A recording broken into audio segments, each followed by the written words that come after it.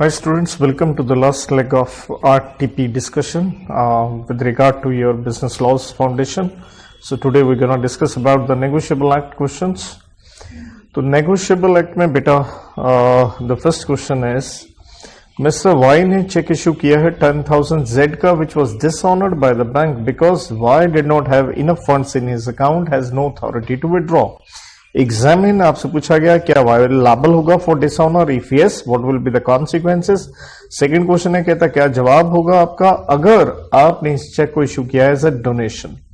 तो ध्यान दीजिए, आप जब चेक इशू कर रहे हैं और आपके अकाउंट में सफिशिएंट फंड्स नहीं है, here comes section 138 of the act कि भैया डिसऑनर हो गया और रीजन क्या है, इनसफिशिएंसी. अगर रीजन है तो क्लियरली हम पढ़ते हैं कि आपके ऊपर पेनल्टी लगेगी और पेनल्टी आपके ऊपर क्या है, आपको जेल हो सकती है मैक्सिमम 2 साल की और फाइन लग सकता है मैक्सिमम जो है twice the amount of cheque और बोथ.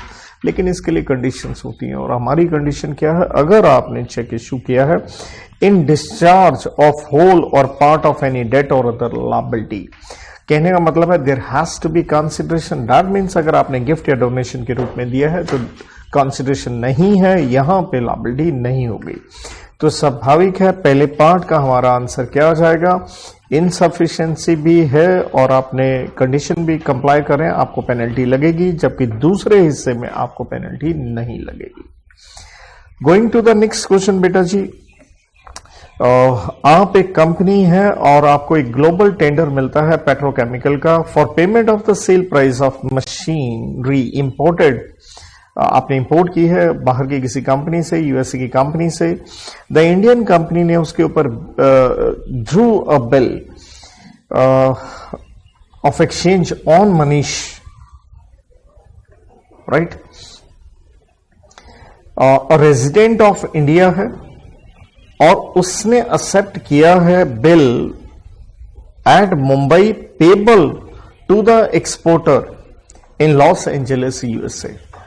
आपसे पूछा गया whether the bill of exchange is an inland instrument और फॉरेन इंस्ट्रूमेंट, जो कि आप सेक्शन 11 में इनलैंड पढ़ते हो और 12 में आप फॉरेन इंस्ट्रूमेंट पढ़ते हो. तो सेक्शन 11 में हम इनलैंड इंस्ट्रूमेंट में क्या कहते हैं, पहली कंडीशन हमारी क्या होती है, मेड इन इंडिया कह लो या कह लो आप ड्रॉन इन इंडिया, मेड या ड्रॉन इन इंडिया.